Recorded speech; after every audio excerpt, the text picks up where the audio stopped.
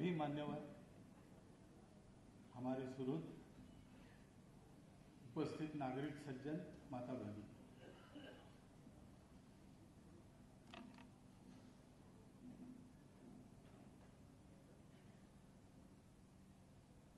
कर्तृत्व संपन्न लोगों के चरित्र लिखे जाते हैं।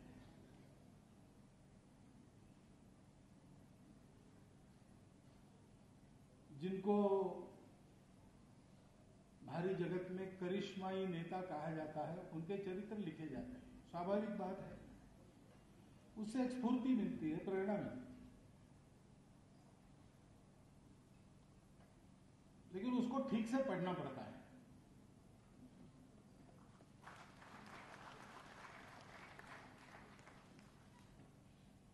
क्योंकि जैसे अमित भाई ने कहा कि गुजरात के मुख्यमंत्री बनने तक की जीवन यात्रा नरेंद्र भाई की हम स्वयंसेवक और कार्यकर्ताओं के लिए है।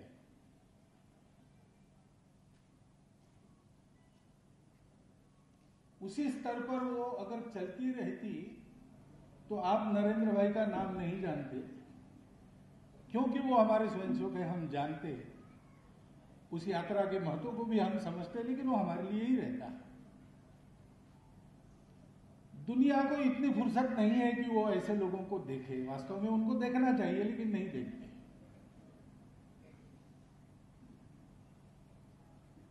गुजरात के मुख्यमंत्री और बाद में भारत के प्रधानमंत्री, ये यात्रा सारी दुनिया में गूंज रही है और बहुत लोग उसको जानना चाह रहे हैं। वो यात्रा ऐसी है, जानने लायक है, परंतु थोड़ा विचार करके देखेंगे तो हम ये समझेंगे गुजरात की मुख्यमंत्री बनने तक की उनकी जो अप्रसिद्ध यात्रा है, उसी के कारण गुजरात के मुख्यमंत्री और बाद में प्रधानमंत्री की उनकी यात्रा इतनी उज्जवल हो रही है।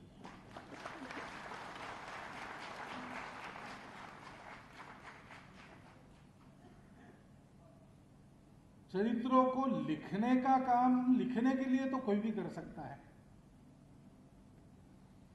लेकिन चरित्र को समझकर लिखने का काम करने के लिए वैसा ही व्यक्ति चाहिए।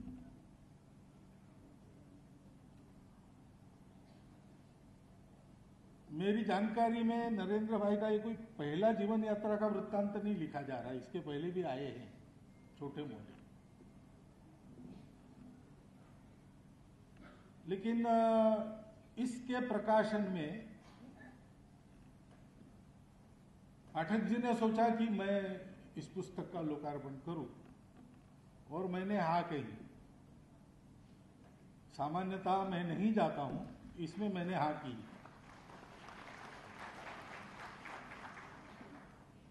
क्योंकि पाठक जी भी वैसा काम कर रहे हैं, समाज के लिए कर रहे हैं, अपना सब कुछ लगाकर कर रहे हैं।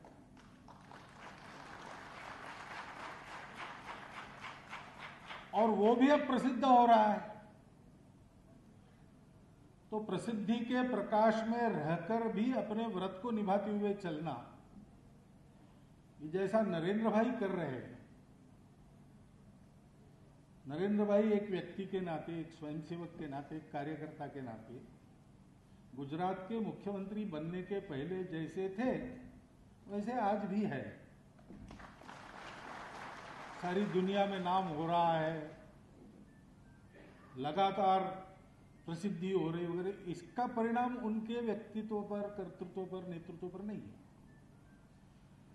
ऐसा पाठक जी का भी है, तो उनकी इस यात्रा को वो समझ सकते हैं। और समझने वाला व्यक्ति जब लिखता है,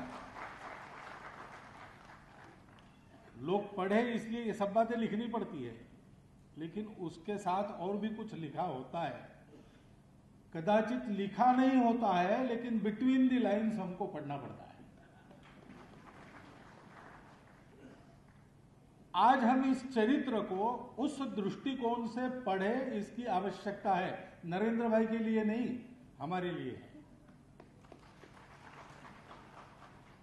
क्योंकि 1000-1500 वर्षों से नीचे जाते जाते अपना देश जहां पहुंचा, वहां से उसको 1000-2000 वर्षों के पहले वो जो था उससे भी ऊंचा बनाना है।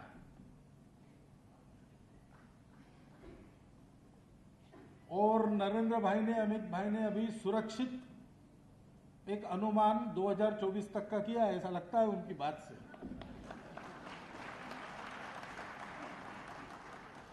लेकिन ये काम तो और करना पड़ेगा। बहुत सी बातें हैं, सब बातें सरकार नहीं कर सकती। समाज के एक एक व्यक्ति को वैसा तैयार होना पड़ेगा। अस्पृश्यता विरोधी कानून तो बहुत पहले बन गया, लेकिन वास्तव में मन से उस अस्पृश्यता को निकालकर समाज का प्रत्येक व्यक्ति व्यवहार करे, इसके लिए कैसे प्रयास करने पड़ते हैं पाठक जी ने किए हैं। वो सरकारी प्रयास नहीं हो सकते, वो हमको करने पड़ते हैं। हमको अपने जीवन के परिवर्तन से प्रारंभ करना है। इस दृष्टि से हम इसको देखें। व्यक्तित्व, कर्तृत्व और नेतृत्व के गुणों के कारण आज हमारा ध्यान नरेंद्र भाई की ओर है, और वो ध्यान देने लायक गुण है ही। यानी उसके लिए मुझे और वर्णन करने की आवश्यकता नहीं। अमित भाई ने थोड़ा बहुत वर्णन किया है और आप सब लोग देख रहे हो। आपकी परख में से ही उसको यह मान्यता मिली है, उस व्यक्तित्व को, उस कर्तृत्व को, उस नेतृत्व को। लेकिन हमको थोड़ा और अंदर जाके इस चरित्र को पढ़ना पड़ेगा, नरेंद्र भाई को देखना पड़ेगा। जैसे व्यक्तित्व की बात करते हैं तो एक तो दिखने वाला होता है और एक प्रत्यक्ष होने वाला होता है। दिखने वाला दिखता है, होने वाला देखना पड़ता है, आंख खोलकर जानना पड़ता है। और दिखने वाला और होने वाला, इसमें जितनी एक रूपता है उतना आदमी अधिक व्यक्तित्व संपन्न होता है। क्योंकि ऊपरी बातें जो है,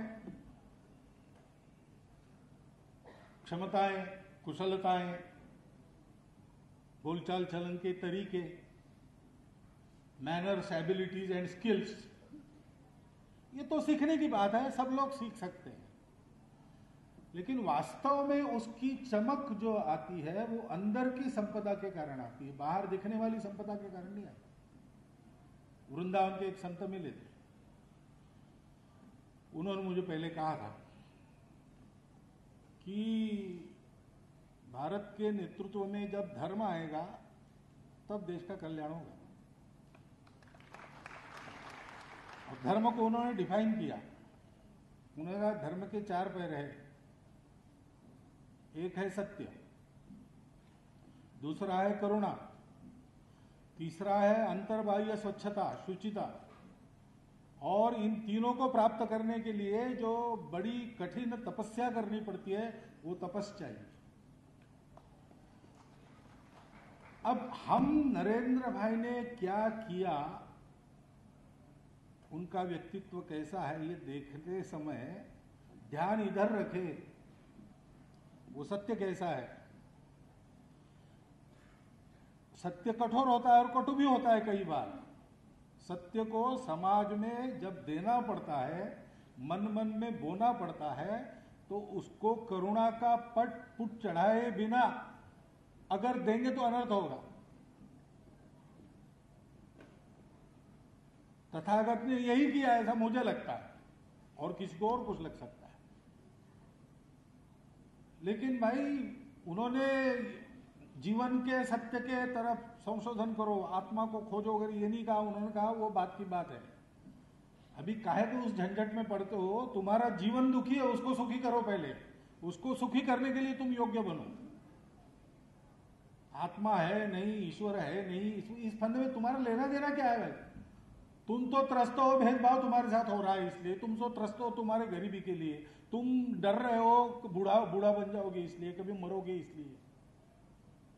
पहले इससे अपने को मुक्त करो, बाकी बाकी छोड़ो। ये उन्होंने क्यों कहा? वो सत्य के पक्षधर नहीं थे क्या? वो सत्य के पक्षधर थे, उन्होंने सत्य की प्राप्ति की थी, वो बोधि प्राप्त की। लेकिन उन्होंने ये जाना कि समाज को दुख मुक्त करना ये पहली आवश्यकता है। सुख प्राप्ति होने के बाद आदमी आगे बढ़ सकता है। पहले तो उसको दुखों से ही सामना करना पड़ता है। यह उनके मन में क्यों आया? क्योंकि वो करुणावतार है। बिना करुणा के सत्य का कोई अर्थ नहीं है। सत्य है, अपनी जगह है, हम माने न माने वो है। और हम नहीं मानकर भी चलते हैं तो अपने व्यावहारिक सत्यों को संभालते हुए ही चलते हैं। परंतु समाज के लिए एक कल्याणकारी रास्ता दिखाना है, मानवता के लिए एक कल्याणकारी रास्ता दिखाना है, तो सत्य के साथ जिसके मन में करुणा है वो चल सकता है। और ऐसी करुणा मन में रखने के लिए अंतर्बाह्य शुचिता चाहिए। जिसका मन साफ नहीं, वो विकारों से ग्रसित है, स्वार्थ से ग्रसित है, उसके मन में क्या करुणा है? वो तो राक्षस बन सकता है अपने स्वार्थ के लिए। और इसलिए अंतर्बाह्य स्वच्छता का महत्व है। स्वच्छता से क्यों गांधी जी का इतना जोर क्यों था? गांधी जी कोई उस समय की राजनीति को नहीं जानते थे वगैरह, ऐसा नहीं है। डॉक्टर अंबेडकर साहब ने भी अपने समाज को जागरूक करने का उद्यम जब प्रारंभ किया, तब के उनके अपने समाज में किए हुए भाषण नहीं दिए। वो बाकी सारी बातें बताती है, लेकिन उसके साथ साथ ये बताने से नहीं चूकते कि साफ रहो, कपड़े ढंग से पहनो, भाषा अपनी ठीक करो। क्यों? क्योंकि इस अंतर्बाह्य स्वच्छता का महत्व ये बहुत दूर दूर तक जाता है, उसके परिणाम होते हैं, मन बुद्धि तक के उसके परिणाम होते हैं। और ऐसा रहना है तो तपस्या, वो तपश्चर्या है। हमारा ध्यान नरेंद्र भाई के व्यक्तित्व पर जाना स्वाभाविक बात है, अस्वाभाविक कुछ करने का जरूरत नहीं, वो जाता है स्वाभाविक बात है। लेकिन हमारा ध्यान उससे आगे इन बातों पर जाना चाहिए। कर्तृत्व की बात आती है, किसने क्या किया, और जो कर सका उसका गुणगान होता है, होना ही चाहिए। किया है तो होना चाहिए, उसमें कोई। लेकिन अगर हमको देश के लिए योग्य बनना है तो कर्तृत्व संपन्न व्यक्तियों के कर्तृत्व के पीछे क्या है? कर्तृत्व का मूल कहां है? अपने ऐसा कहते उद्यमम, साहसम, धैर्यम, बुद्धि, शक्ति, पराक्रम, षडेते यत्र वर्तन्ते तत्र दैव सहायकृत। और इन 6 गुणों के साथ, वो 6 गुण दिखते हैं आपको। मोदी जी का चरित्र उस ढंग से आप पढ़ेंगे तो ये 6 गुण दिखेंगे आपको। लेकिन उसके साथ साथ और एक बात होती है कि किसी कार्य को असंभव न मानते हुए जो होना चाहिए वो करने के लिए करना शुरू करना। होना क्या चाहिए इसकी बात तो आजादी के बाद निरंतर चली है अपने देश में। 70 साल नहीं हुई, अब हो रही। क्यों हो रही? कर रही इसलिए हो रही। कर क्यों रहे हैं? क्योंकि उसको असंभव नहीं मानते। चलो करके देखेंगे, कैसा करना सोचेंगे, ऐसा नहीं होता तो वैसा करके देखेंगे। ये कर्तृत्व के पीछे छुपा हुआ कर्तृत्व, उस पर हमारा ध्यान देना है। नेतृत्व, वोट मिलते हैं तो नेता हो जाता है, लेकिन वोट क्यों मिलते हैं? केवल चमत्कार से नहीं मिलते। वोट प्राप्त करने के लिए प्रयास करने वाले तो साथी रहते, वो साथ काम किए हुए रहते, वो देखते हैं व्यक्ति को। उनको ये अनुभव आता है कि ये आदमी कैसा है, पात्रे त्यागी, योग्य व्यक्ति के लिए छोड़ने वाला, देने वाला, गुणे रागी, गुणों पर प्रेम करने वाला। हाथ पकड़ के पाठक जी को मंच पर क्यों ले गए? प्रदर्शन देखा तब ध्यान में आ गया कि इनके करने में गुण है, और गुणवान व्यक्ति को समाज की आवश्यकता है, समाज को गुणवान व्यक्ति की आवश्यकता। भागी परिजन ही सह, सबके साथ बांट कर लेता है, अकेला नहीं होता। शास्त्रे बोधा, शास्त्रों को जानता है, और जिन शास्त्रों को जानने की आवश्यकता है उनको जानने का प्रयास करता है। रणे योद्धा, रण में योद्धा, जब रणांगन का प्रसंग आता है तो आगे बढ़ता है। ये नेतृत्व के पीछे के नेतृत्व गुण है। दिखने वाली बातों का अनुकरण संभव नहीं है सबसे।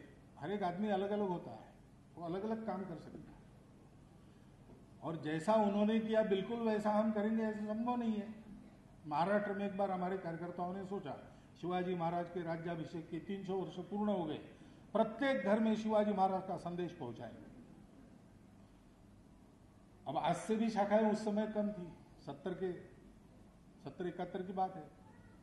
अब प्रत्येक गांव में पहुंचना कैसे है, तो कार्यकर्ताओं ने समय दिया, प्रवास किया।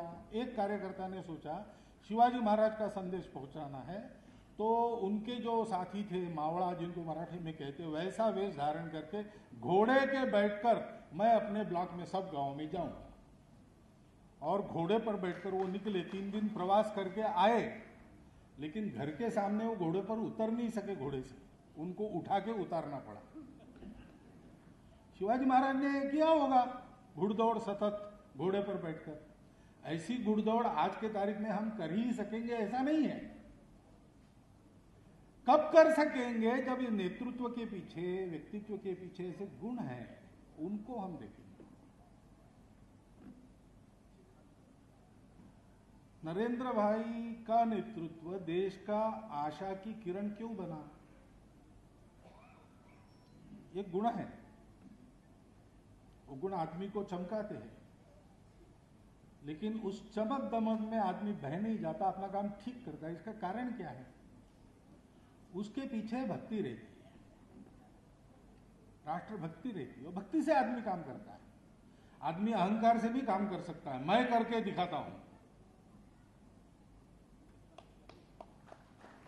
स्वार्थ काम करने की प्रेरणा है,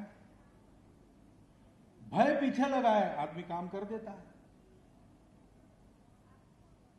गोल मटोल मोटा ताजा आदमी मैंने प्रत्यक्ष देखा है, चलने में भी वो ऐसा डुलते डुलते चलता था, उसको कहना पड़ता है भाई चलो, तो कहता था तुम्हारा शरीर तो पतला है, तुम मेरे जैसे शरीर का बोझ ढो के बताओ, फिर बताओ चलने के लिए।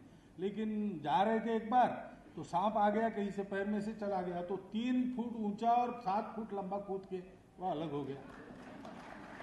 तो मैंने पूछा उसको, तुम तो चलने में भी आनाकानी करते हो, ये कैसा कर लिया? तो उन्होंने नहीं करता तो क्या मरता? ये भय रहता है, भय के लिए भी आदमी काम करता है, मजबूरी में भी अच्छा काम करते हैं लोग।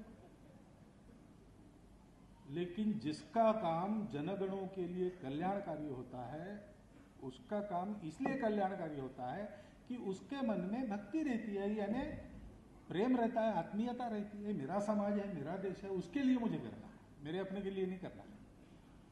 तेरा वैभव अमर रहे मां, हम दिन 4 रहेगा।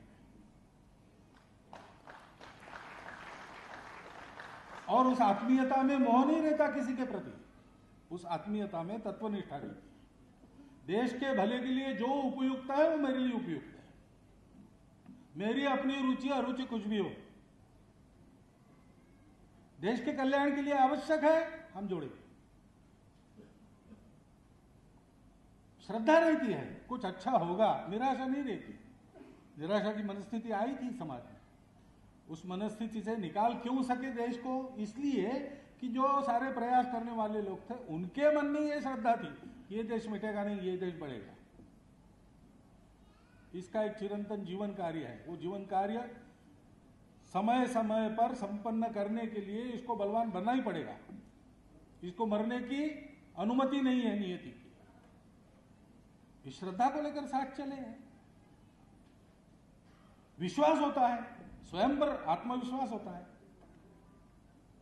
अपने कार्यकर्ताओं पर विश्वास होता है, अपने कार्य पद्धति पर विश्वास होता है, अपने लक्ष्य पर विश्वास होता है, और साथ में समर्पण होता है। कायेन वाचा मनसेन्द्रियेण वा बुद्ध्यात्मना वा प्रकृति स्वभावात्।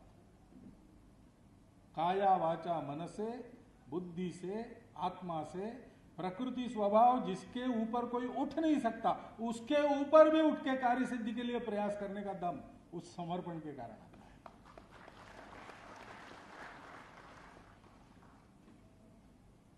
ये भक्ति सीखनी चाहिए, ये भक्ति देखनी चाहिए, कितनी है, कहां है, खोजनी चाहिए, उससे सीखना चाहिए। हम ये कर सकते हैं, क्या करना पड़ेगा हमको वो उस परिस्थिति पर निर्भर पड़ेगा। आज प्रधानमंत्री बन गए नरेंद्र भाई, इसलिए बहुत कुछ कर पा रहे हैं। कल हो सकता है यह मौका आएगा कि जिसको कुछ करना है उसको प्रधानमंत्री नहीं बनना, ऐसा भी हो सकता है। तब हम क्या करेंगे? तब हम प्रधानमंत्री बनेंगे नहीं बनेंगे बात अलग है, हम उस भक्ति के साथ काम करेंगे और विवेक के साथ काम करेंगे। विवेक रखना पड़ता है, बिना विवेक के कोई कार्य सफल नहीं होता है। रास्ता चलना है तो रास्ता तो टेढ़ा मेढ़ा हो जाता है। यहाँ से और नागपुर जाना है, ट्रेन में बैठकर जब जाते हैं, विमान में भी बैठकर जब जाते हैं, आसमान में तो कुछ अवरोध नहीं, फिर भी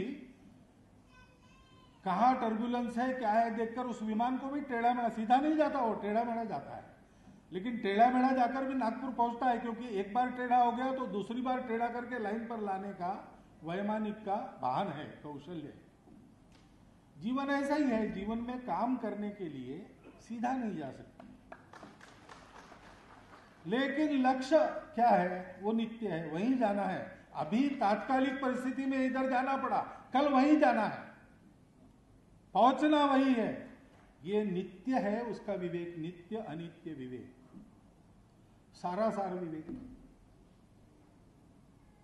कई बार माध्यमों में डिबेट में आप देखते हैं कि जो शीर्षक मुख्य मुद्दा रहता है डिबेट का वो छूट जाता है, दूसरी बातों पर चलता है। खूब चिल्ला चिल्ला के बोलते, अरे भाई डिबेट का मुद्दा क्या है, नहीं वो तो छूट गया। सार रखना, असार को छोड़ देना। रामकृष्ण परमहंस के पास एक गए साधु, उन्होंने कहा 12 साल हिमालय में एक पैर पर खड़े होकर तपस्या की और ऐसे बन गए वैसे बन गए, क्या कर सकते, पानी पर चल सकते, गंगा पर चल के दिखाया उन्होंने। रामकृष्ण हंसने लगे, पूछा उसने कि क्या बात है भाई, हंस क्यों रहे हो? तो बोले भाई हम रोज 2 पैसा देकर गंगा के पार जाते हैं और वापस आते हैं, उसके लिए 12 साल तुमने गवाए हिमालय में जिंदगी। तपश्चर्या सत्य को पाने के लिए होती हो, तुम सिद्धि पाके बैठ गए। ये सारा सार विवेक पाइए, और मन वचन कर्म का विवेक चाहिए। विवेकहीन कर्म, विवेकहीन सोच, विवेकहीन वाणी अनर्थ करती है। अनर्थ करने का उद्देश्य न होकर भी वो हो जाता है। ये सारी बातें उस व्यक्तित्व, कर्तृत्व, नेतृत्व के पीछे कहां कहां है, कैसी कैसी है, उसको अगर हम पढ़ेंगे उस पुस्तक में तो नरेंद्र भाई कर रहे बहुत अच्छी बात है। अपने समाज की एक बुरी आदत है, उनको एक ठेकेदार की आवश्यकता लगती है हमेशा, और अभी उनको एक ठेकेदार, अच्छा समर्थ ठेकेदार मिल गया है समाज के कल्याण का। खतरा यह है कि ठेकेदार के सर सब मर देंगे हम लोग और हम लोग सो जाएंगे। ऐसा नहीं होना चाहिए। चरित्र लेखन का ये उद्देश्य नहीं रहता। चरित्र लेखन का ये उद्देश्य रहता है कि मराठी में हम ऐसा कहते थे बचपन में, प्राइमरी स्कूल में ये पढ़ाते थे, थोर महात्मे होऊनी गेले, थोर महात्मा हो गए, चरित्र त्यांचे पहा जरा, उनके जैसा चरित्र देखो, उनका चरित्र पढ़ो, आपण त्यांच्या समान व्हावे, हम भी उनके समान बने, हाच सापडे बोध करा, यही अच्छा बोध मिलता है। लेकिन उनके जैसा है, यानी नरेंद्र भाई की दाढ़ी है, मेरी भी दाढ़ी होगी, वो जैसे कपड़े पहनते वैसे कपड़े पहनूंगा, वो जैसा बोलते वैसा, ये नहीं है। ये दिखने वाली बातें हैं। दिखने वाली बातों के पीछे जो होने वाली बातें हैं, जिसके कारण दिखने वाली बातों से इतने बड़े काम हो गए, उन होने वाली बातों को इस चरित्र में पढ़ना और उन होने वाली बातों का अनुकरण करके चलना, इसकी आवश्यकता है। इस दृष्टि से हम ये चरित्र पढ़े, ऐसा आप सबके सामने अनुरोध रखता हूं और मेरे 4 शब्द समाप्त।